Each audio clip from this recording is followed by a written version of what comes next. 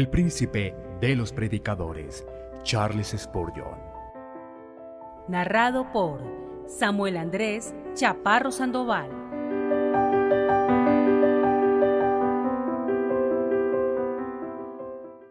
Escudriñad las Escrituras. Sermón predicado la mañana del domingo 17 de enero de 1858 por Charles Haddon Spurgeon en el Music Hall, Royal Surrey Gardens, Londres. A la ley y al testimonio, si no dijeren conforme a esto, es porque no les ha amanecido. Isaías capítulo 8, versículo 20. Cuando los hombres no quieren aprender de Dios, cuán colosal se vuelve su locura. Si desprecian la sabiduría que es de lo alto, Dios permite que comprueben su propia ignorancia muy dolorosamente. Cuando el hombre no quiere postrarse delante del Dios Altísimo inmediatamente, se construye un ídolo, hace una imagen de madera o de piedra y se degrada postrándose delante de la obra de sus propias manos. Cuando los hombres no quieren recibir el testimonio de la Escritura con respecto a la creación de Dios, enseguida comienzan a desarrollar teorías que son 1000 veces más ridículas que lo ridículo que pretenden encontrar en el texto bíblico. Pues, si no quieren aceptar la solución de Dios al problema, Él los deja que busquen otra a tientas. Y su propia solución es tan absurda que con la sola excepción de ellos, todo el mundo tiene el suficiente sentido para reírse de lo que dicen. Y cuando los hombres abandonan el libro sagrado de la revelación, amigos míos, ¿a dónde van? Nos enteramos que en la época de Isaías acudían a lugares extraños, pues en el versículo 19 se afirman que preguntaban a los encantadores, a los adivinos que bisbiceaban y murmujeaban, si consultaban por los vivos a los muertos, y se convertían en crédulos seguidores de nigromantes. Es asombroso que los hombres que más ferozmente llenan de vituperios a la fe sean notables por su credulidad. Uno de los mayores incrédulos del mundo, quien se ha autodenominado un libre pensador desde su nacimiento, camina ahora tambaleante hacia su tumba creyendo en un extremado dislate que hasta un niño podría refutar. Sin preocuparse por tener a Dios en sus corazones, renunciando a la fuente viva, se ha cavado cisternas rotas que no retienen el agua. Oh, que cada uno de nosotros fuera más sabio, que no abandonáramos la buena senda antigua, ni dejáramos el camino que Dios ha preparado para nosotros. Si despreciamos la guía de un Padre infalible, no es de extrañar que viajemos entre espinos y abrojos y que desgarremos nuestra propia carne, y peor aún que tropecemos en montes de oscuridad y nos perdamos en el fondo de sus precipicios.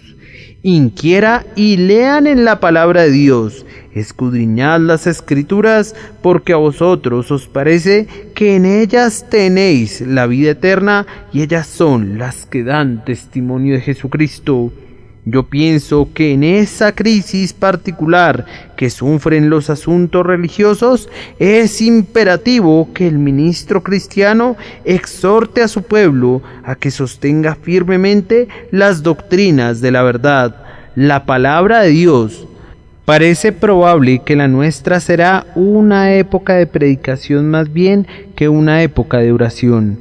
Vemos ahora por todas partes grandes asambleas que se congregan en salones y abadías para escuchar la predicación de la palabra, y es un signo ominioso de tiempos que estas predicaciones no solo sean patrocinadas ahora por los ortodoxos, sino aún por aquellos a quienes hemos considerado que son al menos de alguna manera herejes respecto a la antigua fe de la Iglesia protestante. Por tanto, se vuelve algo muy serio, pues es muy probable, ¿y acaso no lo puede ver todo sabio?, que cualquiera que se levante ahora que tenga algunos poderes de oratoria y algunas dotes de elocuencia, será proclive a atraer a la multitud sin importar lo que predique, aunque la palabra que declare sea tan falsa como es verdadera la palabra de Dios y sea tan contraria al Evangelio como es opuesto al cielo el infierno, no parece probable que en esta época atraiga una multitud de seguidores, y no es también muy probable que a través de esa caridad espuria que está proliferando ahora entre nosotros, que quisiera amordazar las bocas de hombres recriminadores, no resulte difícil reprender al impostor cuando surge y nos sea difícil exponer la falsedad aun cuando sea evidente para nosotros? Estamos ahora también y felizmente compenetrados entre nosotros y el disconforme y el miembro de la iglesia establecida se han vuelto ahora tan amigables entre ellos que tenemos que temer menos los efectos de la intolerancia extrema que los efectos del latitudinarianismo. Tenemos razones ahora para subirnos a la atalaya, no sea que se levanten algunos en medio de nosotros, la espuria progenie de estos felices tiempos de alianza evangélica, que reclamen nuestra caridad mientras predican lo que condenamos de lleno en nuestros corazones. ¿Y qué mejor consejo puede dar el ministro en tiempos como estos? ¿Qué libro podría recomendarles a sus oyentes? ¿Cómo los mantendrá firmes? ¿Dónde está el ancla que les dará para que la arrojen a las rocas? ¿Dónde están las rocas a las cuales tienen que arrojar el ancla? Nuestro texto es una solución a esa pregunta. Se nos proporciona aquí una grandiosa respuesta a la exhortación, a la ley y al testimonio. Si no dijeren conforme a esto, es porque no les ha amanecido. Primero, esta mañana voy a empeñarme en exhortarlos a llevar ciertas cosas a las que tenemos que se les añada una importancia supersticiosa, a la ley y al testimonio. En segundo lugar, voy a intentar mostrarles los buenos efectos que se presentarán si cada uno de ustedes lleva rígidamente todo lo que oye y cree a la ley y al testimonio. Y en tercer lugar, voy a darles algunas razones poderosas por las que deben someterlo todo a esta sagrada piedra de toque, y voy a concluir ofreciéndoles algún pequeño consejo acerca de cómo pueden hacer esto verdadera y útilmente. Permítanme que los exhorte a llevar ciertas cosas a la ley y al testimonio. Primero, yo quisiera que confrontaran con el libro de Dios las ideas que fueron engendradas en ustedes por su temprano adiestramiento. La gente tiene muy enraizada la costumbre de decir: ¿no nací en la iglesia de Inglaterra? ¿No debería entonces continuar en ella? O, por otro lado, ¿no practicó mi abuela el bautismo por inmersión? Entonces, ¿no debería continuar yo en la denominación bautista? Ni Dios quiera que yo dijera algo en contra de sus venerables y piadosos parientes, o que ustedes fueran irrespetuosos con la enseñanza de ellos. Aun cuando no podamos aceptarlo, nosotros siempre respetamos el consejo de ellos en consideración a las personas que nos lo ofrecen, sabiendo que la instrucción que nos dieron, aunque fuera errada, fue, con todo, bien intencionada. Pero como adultos reivindicamos el derecho de no ser alimentados como fuimos alimentados en nuestra supeditada infancia, con un alimentamiento que escogieron por nosotros. Reclamamos que debemos tener el derecho de juzgar si las cosas que hemos recibido y que hemos oído son acordes con este libro sagrado, y si descubrimos que nuestra instrucción fue decretada en algo, no consideramos que estemos violando ningún principio de afecto si nos atrevemos a salirnos de nuestras familias y a unirnos a una denominación que sostiene creencias muy distintas de aquellas que nuestros padres abrazaron. Cada uno de nosotros debe recordar que así como Dios ha dado a cada ser humano una cabeza sobre sus hombros, cada individuo está obligado a usar su propia cabeza y no la de su progenitor. Dios le dio un criterio a tu padre, tanto mejor él juzgó por sí mismo. Él te ha dado un criterio a ti también, entonces juzga también por ti mismo. Con respecto a todo lo que recibiste en tu primera niñez, di: bien, no voy a descartar todo eso con ligereza, pues pudiera ser oro puro, pero al mismo tiempo no lo voy a conservar a ciegas, pues pudiera tratarse de dinero falsificado. Voy a estudiar con detenimiento el libro sagrado y, en la medida de lo posible, voy a empeñarme en librarme de todo prejuicio. Voy a leer la Biblia como si nunca hubiese oído a ningún predicador o nunca hubiese sido instruido por mis progenitores, y voy a esforzarme por descubrir qué dijo Dios, y voy a creer y abrazar lo que Dios dice, sea lo que sea, esperando que por su gracia haya de sentir también su poder en mi propia alma. Asimismo, recuerden evaluar a los predicadores del Evangelio según esta norma. Muchos de ustedes saben muy poco acerca de lo que es el Evangelio. La idea general de la mayoría es que cada uno de nosotros tiene razón, que aunque yo pueda contradecir hoy a otra persona y alguien más pueda contradecirme a mí, todos tenemos razón, y aunque sea una traición en contra del sentido común creer tal cosa, esa es una idea generalizada. Algunas personas siempre creen lo que dice el predicador más reciente. Si oyeran al hipercalvinista más extremo, al igual que él, aceptarían la plenitud de la doctrina de la reprobación. En caso de que escucharan a la mañana siguiente al más acérrimo arminiano, creerían con él en la más universal de las redenciones y en el más poderoso de los albedríos humanos. Si oyeran después al calvinista genuino, que predica que el hombre se ha destruido a sí mismo, pero que en Dios se encuentra su ayuda, tal vez piensen entonces que el hombre se contradice a sí mismo, y por una vez se rebelan contra sus maestros. Pero es probable que si oyeran a esa persona otra vez, se reconciliarían fácilmente con las aparentes contradicciones, pues lo que les gusta a ellos es simplemente la presencia del hombre, es simplemente la manera que tiene el hombre de decir las cosas y no lo que dice. Acabo de oír algo semejante con respecto al Santo Señor Durham, el escritor de este libro encantador sobre el Cantar de Salomón. Si yo hubiera vivido en su tiempo, pienso que no hubiera querido oír jamás a ningún otro predicador. De día y de noche me habría sentado esperando recibir los dulces goteos de sus labios de miel. Pero en su tiempo había un joven predicador. Su nombre ha caído en el completo olvido, cuya iglesia se llenaba de gente hasta la puerta, y en cambio la iglesia del señor Durham, que quedaba muy cerca, estaba vacía. La explicación de eso es que la mayoría de la gente no le interesa lo que se predica, sino la forma de decirlo.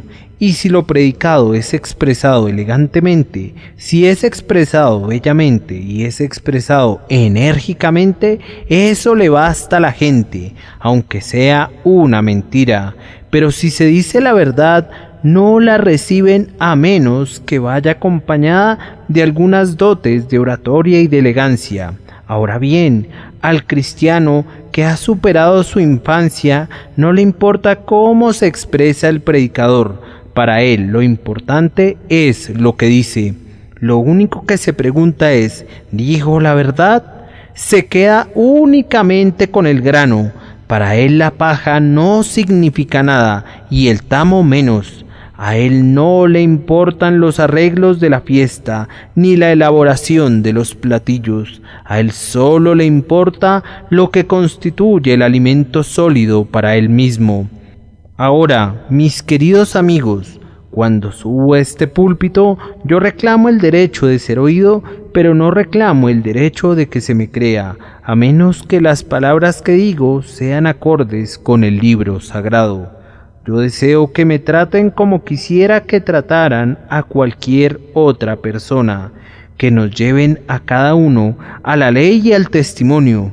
Le doy gracias a Dios porque no tengo necesidad de avergonzarme de mi Biblia. Algunas veces me avergüenzo de esta traducción que hicieron de ella, viendo cómo en algunos puntos importantes no es fiel a la palabra de Dios, pero de la propia palabra de Dios puedo decir que es el varón de mi diestra, mi meditación, tanto de día como de noche. Y si hubiese algo que predico que sea contrario a esta palabra, óyenlo en el cielo, escupan sobre ello y desprécienlo. La verdad está aquí. Lo que se les pide que reciban no es lo que yo digo, sino lo que dice mi Dios. Pónganme a mí y pongan a todos mis hermanos en la criba. Échennos a cada uno de nosotros en el fuego. Póngannos en el crisol de la verdad. Y lo que no se acorde con la palabra de Dios debe consumirse como escoria. Hay otra clase de individuos que es muy contraria a esos seres a los que me he referido. Estos varones son sus propios predicadores, no le creen a nadie sino a ellos mismos y sin que lo sepan tienen múltiples razones para odiar al Papa, porque entre colegas siempre hay disensión, ya que ellos mismos son papas. Estas personas, cuando oyen que se predica una verdad, no la juzgan por la Biblia, sino por lo que creen que debería ser la verdad. Por ejemplo, he oído decir a alguien después de haber oído la doctrina de la elección o la doctrina de la redención particular, bien, esa doctrina no me agrada, no me gusta. Y luego comienza a blandir una objeción que ha fraguado en su propio yunque, pero sin intentar jamás citar algún texto de la Escritura para refutar a la doctrina, sin referirse nunca a algún antiguo dicho de los profetas. Se empeñan en demostrar que la doctrina es un error, pero solo juzgándola según su propia opinión, según sus deseos de lo que debería ser la verdad. ¿Qué pensarías de un hombre que le dijera a un astrónomo: vamos, de nada sirve que me digas que la constelación de Escorpión tiene tal y tal forma, pues yo te digo que no me gusta su aspecto? Mi querido amigo astrónomo, no pienso que la constelación de Escorpión debería haber sido hecha de esa forma, y pienso que esta estrella debería haber sido puesta justo aquí en vez de allí, y entonces todo estaría bien. El astrónomo simplemente le sonreiría y diría: tu opinión no tiene ninguna importancia, pues no altera los hechos. Si piensas que estoy equivocado, la forma correcta de contradecirme no es diciéndome dónde piensas que debería estar la estrella. Simplemente ven y mira a través de mi telescopio y ve dónde están las estrellas. Ahora bien, lo mismo sucede con la verdad. La gente dice: a mí no me gusta una verdad de ese tipo. Esa no es una refutación de esa verdad. La pregunta es: ¿está en la Biblia? Porque si está allí, nos guste o no nos guste, es un hecho. Y todo lo que el ministro tiene que hacer es reportar los hechos que encuentra allí. Vamos, el astrónomo no puede disponer a las estrellas en una fila como si se tratara de una hilera de lámparas de gas para agradarte, y el ministro no puede poner las doctrinas en la forma en la que tú deseas que sean puestas. Todo lo que el astrónomo hace es ubicarlas y entonces dice: así es como están en el cielo. Entonces tú tienes que mirar al cielo para ver si es así. Todo lo que yo tengo que hacer es decirles lo que encuentro en la Biblia. Si no les gusta, recuerden que esa no es una refutación y no me importa que les guste o no les guste. Lo único que cuenta es, ¿está en la Biblia? Si está ahí, no voy a detenerme para probarlo.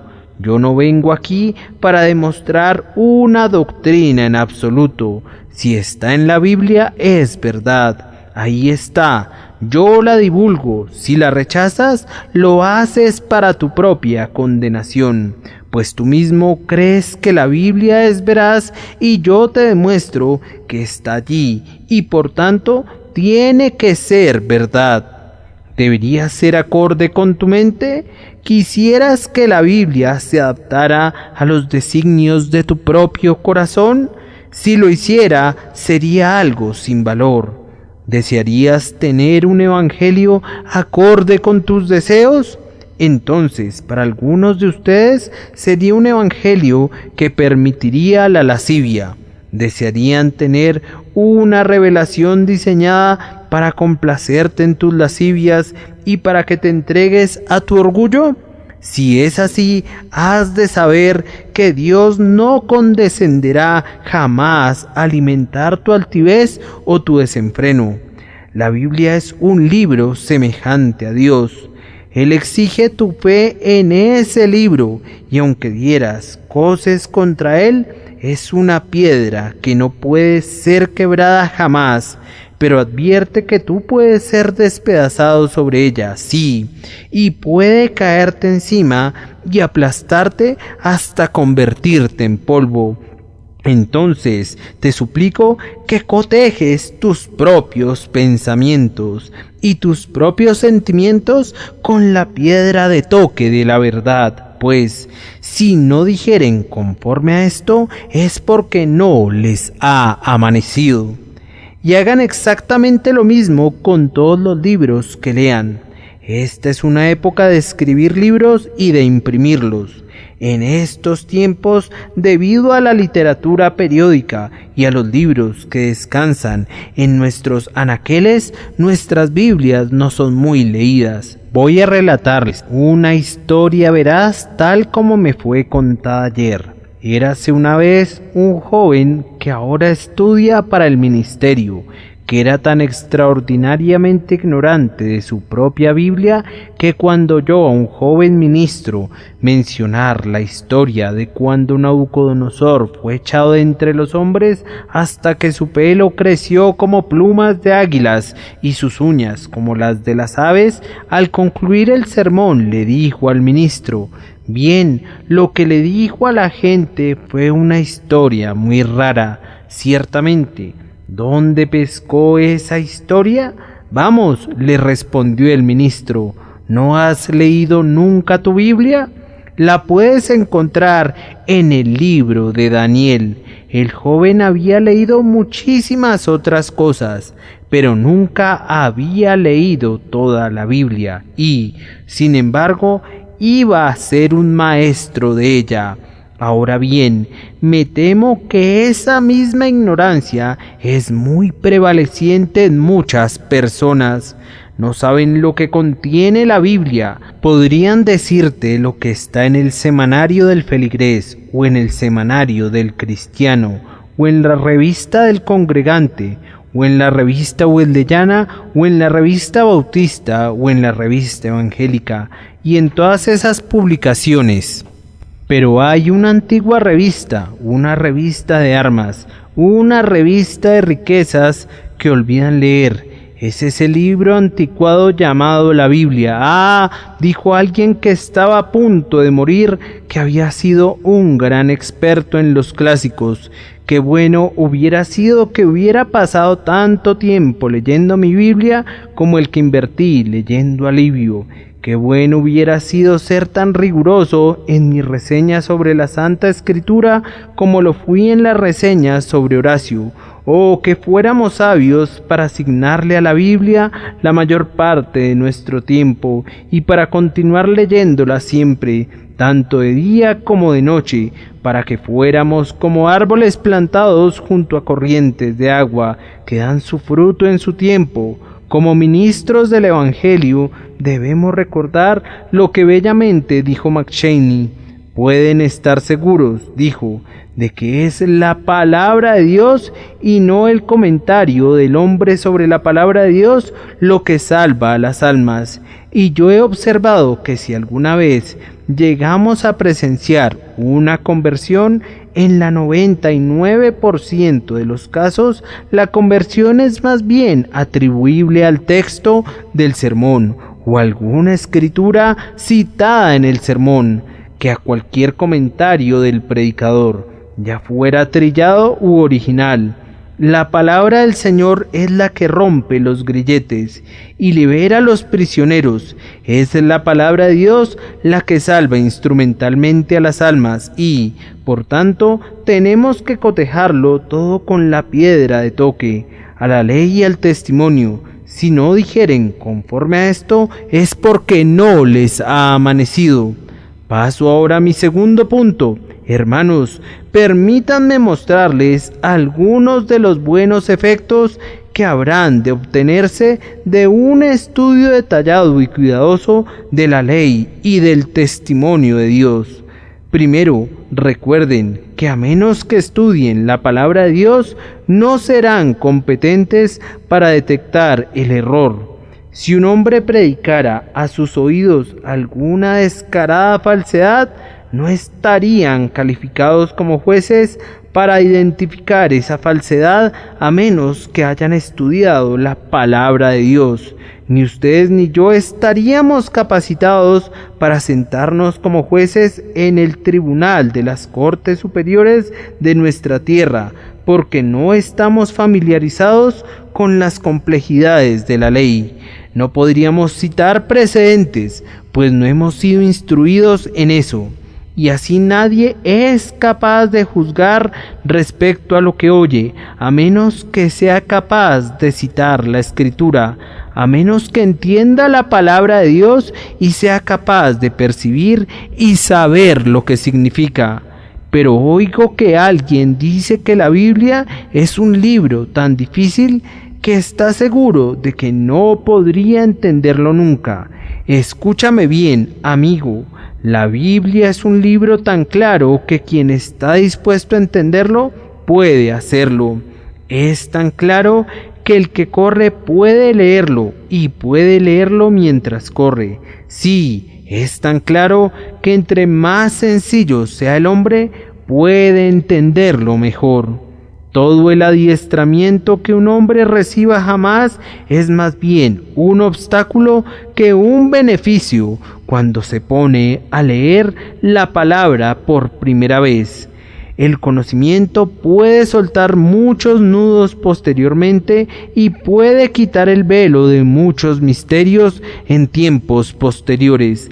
Pero hemos oído decir a críticos de mentes profundas que al principio habrían dado todo el mundo si hubieran podido hacer a un lado todo su conocimiento para leer la Biblia sencillamente como el humilde aldeano la lee y creerla como la palabra de Dios, sin las objeciones de la crítica. Ustedes saben cómo la señora Bickerstove describe al tío Tom leyéndola. No podía leerla rápido, de tal forma que la deletreaba letra por letra y palabra por palabra. Y la Biblia es uno de los libros, dice ella, que siempre gana cuando se lee de esa manera. ¿Ustedes recuerdan cómo la leía él? Que vuestro corazón no se... Y luego se detuvo ante una palabra compleja. Y por fin la farfulló y era turbe. ¿Creéis en Dios? Creed también en mí.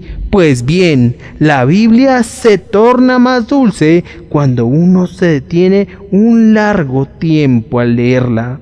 Y lejos de que tu falta de instrucción te descalifique para tu entendimiento de la Biblia, te ayuda, pues la mayor parte de ella es más entendible desde la sencillez de tu corazón.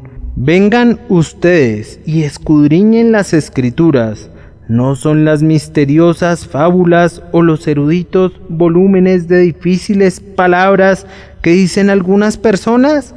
Este no es ningún libro críptico, como nos diría el sacerdote. No es un volumen que el niño que asiste a la escuela dominical puede entender si el Espíritu de Dios descansa en su corazón. Es un libro que un obrero de manos callosas puede comprender también como el teólogo ilustrado, y muchos de ellos se han vuelto sumamente sabios en él. Repito, lean sus Biblias para que sean capacitados para detectar el error. Pero, además, a mí no me cae bien el hombre que siempre está buscando el error. Pueden estar seguros de que ese tipo de hombres tienen algún error en su propio corazón. Dicen, ladrón encuentra al ladrón, y es muy probable que haya algún amor al error en su corazón, pues de lo contrario no estarían tan dispuestos a sospechar de él en otras personas. Pero permítanme darles otra razón. Escudriñen sus Biblias, pues entonces, cuando se vean involucrados en una disputa, serán capaces de hablar muy confiadamente.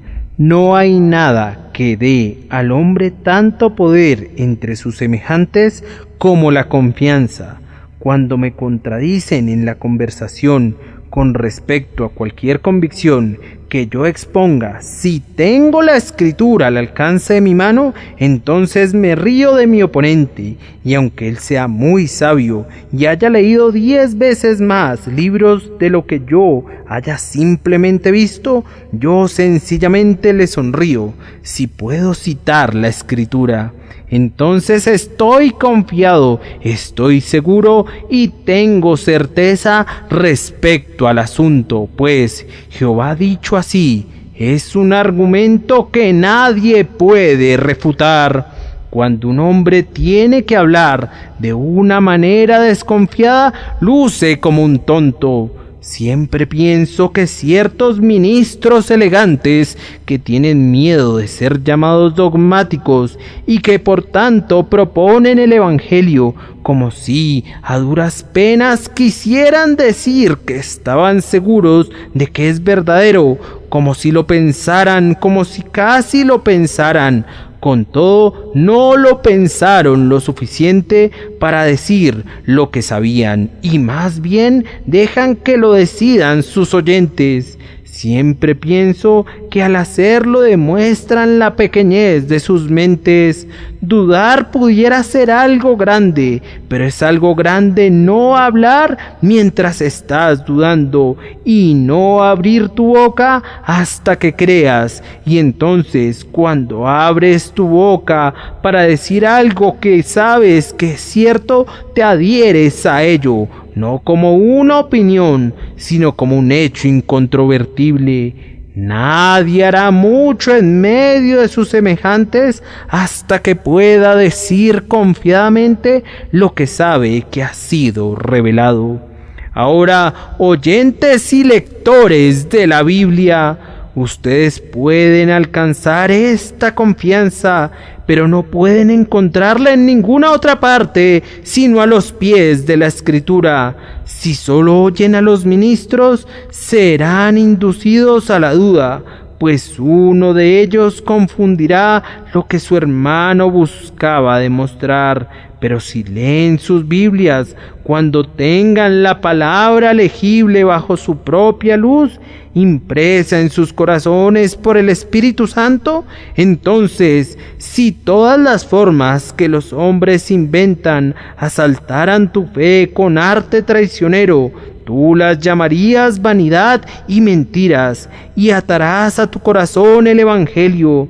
Además, escudriñen las Escrituras y sometan todo lo que oigan a esa gran prueba, porque haciéndolo obtendrán una rica cosecha de bendiciones para su propia alma. No creo que haya un solo texto en la Escritura que no haya sido un instrumento de la salvación de un alma. Ahora bien, quien camina entre hombres sabios será sabio, y quien camina en medio de los hombres sabios que escribieron la Santa Escritura tiene al menos la más alta probabilidad de ser hecho sabio para salvación. Si yo deseara ponerme en el lugar ideal para que el Señor se reúna conmigo, yo preferiría la casa de oración, pues es en la predicación que la palabra es más bendecida. Con todo, desearía igualmente la lectura de las Escrituras, pues puedo hacer una pausa en cada versículo y decir: este versículo fue bendecido para muchas almas, entonces, ¿por qué no habría de ser bendecido para mí? Por lo menos estoy junto al estanque de Betesda, voy caminando en medio de sus pórticos, y quién sabe si el ángel agitara el estanque de la palabra mientras yazgo imponente a uno de sus costados en espera de la bendición.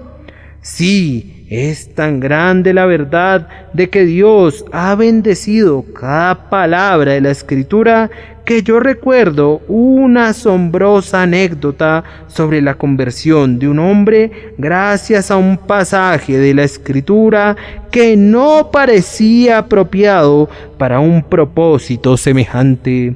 Ustedes conocen aquel capítulo de Génesis, ese capítulo muy opaco, en donde leemos: fueron pues todos los días de Matusalén 969 años y murió, y fulano de tal vivió tantos años y murió. Nos hemos enterado de que una vez fue leído en público y un hombre que escuchaba esa lectura, al oír la frecuente repetición de "y murió", pensó: y yo me voy a morir. Y fue la primera nota de advertencia que penetró en su conciencia cauterizada, y fue el instrumento de Dios para llevarlo a Jesús. Ahora lean las Escrituras por esta razón, si desean la salvación y si están anhelando vivamente la misericordia, si sienten su pecado y necesitan la salvación, vengan a este mar de amor, a este tesoro de luz, a este guardarropa de suntuosos trajes, a esta fuente de bienaventuranza. Vengan ustedes y vean cómo son suplidas sus necesidades por medio de la plenitud de las riquezas de Jesús, quien es presentado claramente en esta palabra entre vosotros como crucificado. Y ahora, tan brevemente como me sea posible, permítanme exhortarlos nuevamente a una constante y perpetua lectura de la palabra de Dios, no solo por las razones expuestas hasta ahora, sino por otras más importantes. Han salido muchos falsos profetas en el mundo. Yo les suplico entonces, si no quieren ser engañados, que sean diligentes en el estudio de la palabra de Dios. Según nos informa el doctor Livingstone, en ciertos tramos de sus viajes sus guías eran tan ignorantes o estaban tan decididos a engañarlo que habría sido mucho mejor viajar sin ellos que con ellos. Él tenía que referirse constantemente a su brújula para no ser engañado. Ahora, yo no diría alguna cosa dura si no creyera que es verdad, pero yo pienso solemnemente que hay algunos supuestos maestros de la palabra que son ya ignorantes de las cosas espirituales en sus propios corazones, o están tan resueltos a predicar cualquier cosa menos a Cristo, que podría estar mejor sin ellos que con ellos, y por eso tienen una absoluta necesidad de referirse perpetuamente a esta grandiosa brújula mediante la cual únicamente pueden encauzar su camino. Yo desprecio una caridad que después de todo no es caridad. tengo que decirles lo que creo. Algunos quisieran que yo dijera desde aquí: todos los que son eminentes predicadores son ciertamente predicadores fidedignos. Ahora bien, yo no puedo afirmar eso. Cuando oigo que un hombre predica la doctrina de la justificación solo por la fe, por medio de los méritos de Cristo, yo le extiendo mi mano y lo llamo mi hermano, porque está en lo correcto en cuanto a lo esencial. Pero al hacer esto estoy muy lejos de aprobar muchas de sus otras convicciones. Pudiera ser que él niegue el poder eficaz del Espíritu en la conversión. Pudiera ser que no sostenga la doctrina de la total depravación de la raza humana, que no insista en la libre gracia soberana, que no predique ni enseñe la doctrina de la sustitución y de la santificación por medio de Cristo. Ahora, yo no me voy a engañar diciéndoles que en lo que ese hombre difiera de la palabra de Dios tiene razón. Sin duda, ese hombre podría ser bendecido para la salvación de ustedes, pero pudiera haber una maldición en su ministerio a pesar de todo, de manera que aunque pudieran ser salvados por su ministerio, pudieran quedar sujetos a servidumbre durante toda su vida por culpa de él, y pudieran andar gimiendo en vez de estar cantando, pudieran andar sollozando en vez de experimentar una sagrada explosión de alegría. Tú estudias con tal y tal individuo que fue el instrumento de tu conversión, pero él te dice que tu salvación depende de ti mismo y no del poder de Cristo. Él insiste en que tú, después de todo, puedes perder la gracia y ser echado fuera. Él te dice que aunque seas salvo, Dios no te ama más de lo que amó a Judas, que no hay tal cosa como un amor especial, que no hay tal cosa, en efecto, como la elección. Él te dice que otros podrían haber venido a Cristo igual que tú, y que no hubo ningún poder especial aplicado a tu caso, que fuera mayor que cualquiera otro. Bien, si no te conduce a gloriarte en el hombre, a engrandecer a la carne y algunas veces a confiar en ti mismo, o por el contrario, si te condujera a turbarte cuando no hay necesidad de sentir turbación, yo me maravillaría, ciertamente, en la medida que su doctrina sea falsa y tienda a extraviarte. Podría ser el instrumento de tu salvación, y con todo podría fallar en muchos puntos en ministrarte para tu edificación y consuelo. Por tanto, si no quieres ser confundido de esa manera, escudriña las Escrituras. Pero hay un grave peligro de ser conducido radicalmente al extravío. Pudieran oír todo lo que el ministro diga, pero él podría olvidar decirles la parte vital de la verdad.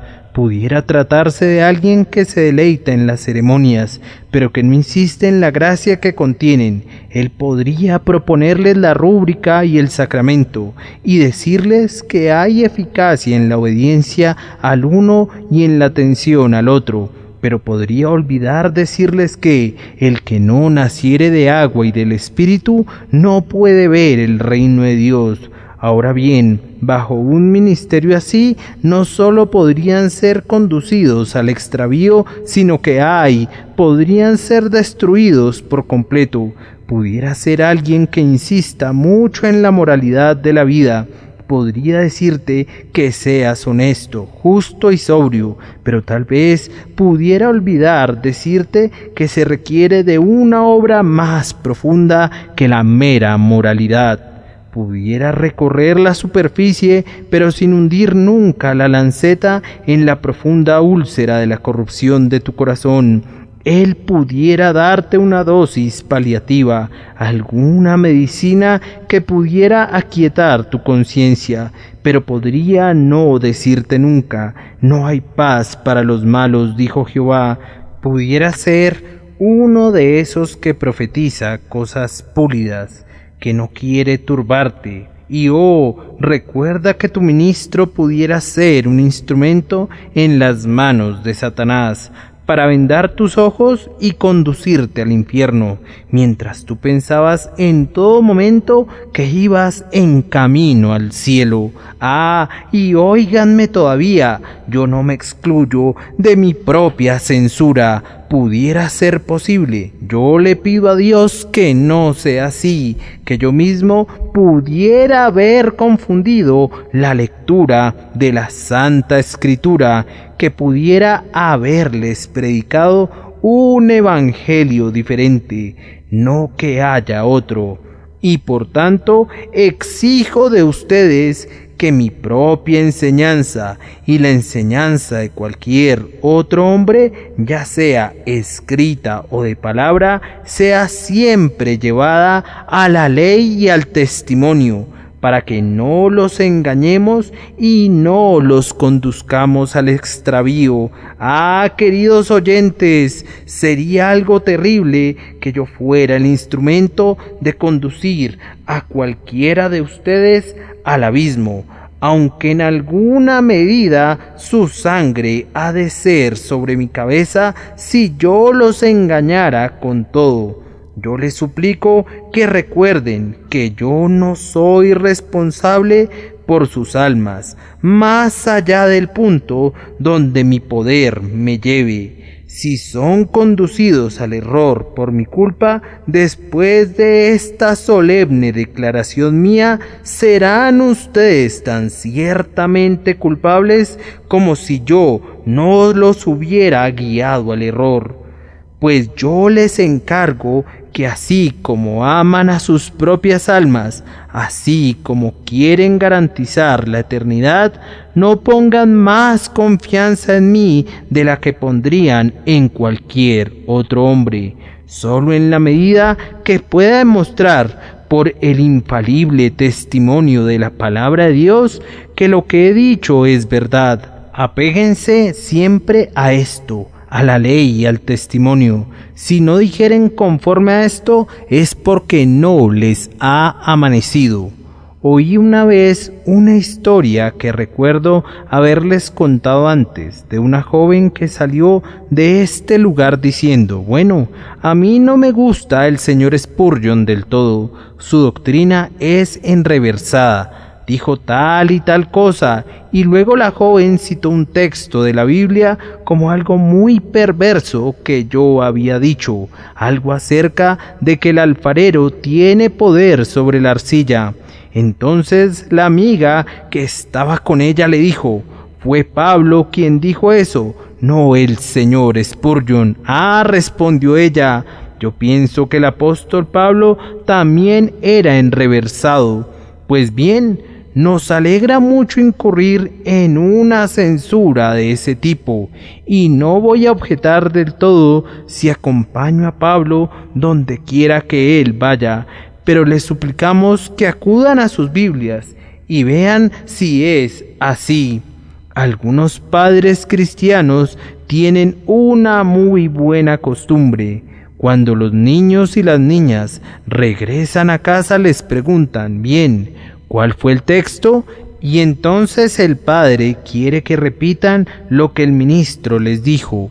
Y aún el más pequeño sabe algo y dice una cosa u otra que el ministro mencionó desde el púlpito.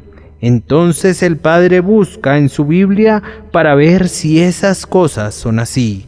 Luego procura explicarles las cosas difíciles, de manera que se vuelven como esas nobles personas de Berea, que eran más nobles que los que estaban en Tesalónica, porque escudriñaban las Escrituras para ver si estas cosas eran así. Y ahora voy a mencionar simplemente una o dos peculiaridades en lo que siempre les he predicado a ustedes, peculiaridades que yo quisiera que investigaran ansiosamente. Pues bien, no acepten de mí nada de segunda mano, antes bien cotejen todo con la palabra escrita. Yo creo y enseño que todos los hombres por naturaleza están perdidos por la caída de Adán. Vean si eso es cierto o no. Yo sostengo que los hombres se van descarriando tanto que nadie quiere ni puede venir a Cristo a menos que el Padre lo traiga. Si estoy mal, descúbranme. Yo creo que antes de todos los mundos, Dios escogió para sí a los miembros de un pueblo que nadie puede contar, por quienes el Salvador murió, a quienes les es dado el Espíritu Santo y quienes serán infaliblemente salvos. Pudiera ser que no les guste esa doctrina, no me importa. Vean si está en la Biblia, vean si declara que somos elegidos según la presencia de Dios Padre, y así sucesivamente. Yo creo que cada hijo elegido de Dios tiene que ser sacado muy ciertamente de las ruinas de la caída por la gracia que convierte, y que muy seguramente será guardado por el poder de Dios mediante la fe, para alcanzar la salvación, más allá del peligro de perderse para siempre. Si estoy mal en eso, saquen sus Biblias y refútenme en sus propias casas. Yo sostengo que es un hecho que todo hombre que es convertido llevará una vida santa y con todo, al mismo tiempo, no pondrá ninguna dependencia en su vida santa, sino que confiará únicamente en la sangre y en la justicia de Jesucristo. Y yo sostengo que todo hombre que cree tiene el deber de ser sumergido en el bautismo. Yo sostengo que el bautismo infantil es una mentira y una herejía, pero yo reclamo respecto a esa grandiosa ordenanza de Dios, el bautismo de los creyentes, que pase por el examen de la Escritura. Yo sostengo que nadie sino solo los creyentes deben ser bautizados por inmersión, y que todos los creyentes tienen el deber de ser sumergidos. Si estoy mal, no se hable más, no me crean, pero si tengo razón, obedezcan a la palabra con reverencia. Yo no tolero el error incluso en puntos que algunos individuos consideran nimios, pues un grano de verdad es un diamante y un grano de error pudiera tener serias consecuencias para nosotros, para nuestro perjuicio y aflicción. Yo sostengo entonces que sólo los creyentes tienen derecho a participar en la cena del Señor, que es indebido dar la cena del Señor indiscriminadamente a todos, y que sólo los cristianos tienen un derecho, ya sea a las doctrinas, a los beneficios o a las ordenanzas de la casa de Dios. Si estas cosas no son así, condénenme como quieran, pero si la Biblia está conmigo, su condenación no sirve de nada. Y ahora exhorto a los presentes a que lean sus Biblias por una cosa. Lean sus Biblias para saber lo que dice la Biblia respecto a ustedes. Y cuando pasen las páginas, algunos de ustedes encontrarán que la Biblia dice: porque en hiel de amargura y en prisión de maldad veo que estás. Si eso les asusta, pasen a otra página y lean este versículo: venid a mí todos los que estáis trabajados y cargados, y yo os haré descansar. Y cuando hayan leído eso, vayan a otra página y lean: justificados pues por la fe, tenemos paz para con Dios por medio de nuestro Señor Jesucristo. Les ruego que no se aparten de sus Biblias hasta que el polvo de ellas los condene. Más bien sáquenlas, pónganse de rodillas, pidan el espíritu de la divina enseñanza y pasen estas páginas en una búsqueda diligente y vean si pueden encontrar allí la salvación de sus almas a través de nuestro Señor Jesucristo. Que la bendición de Dios sea con ustedes al hacerlo. Por medio de Jesucristo. Amén.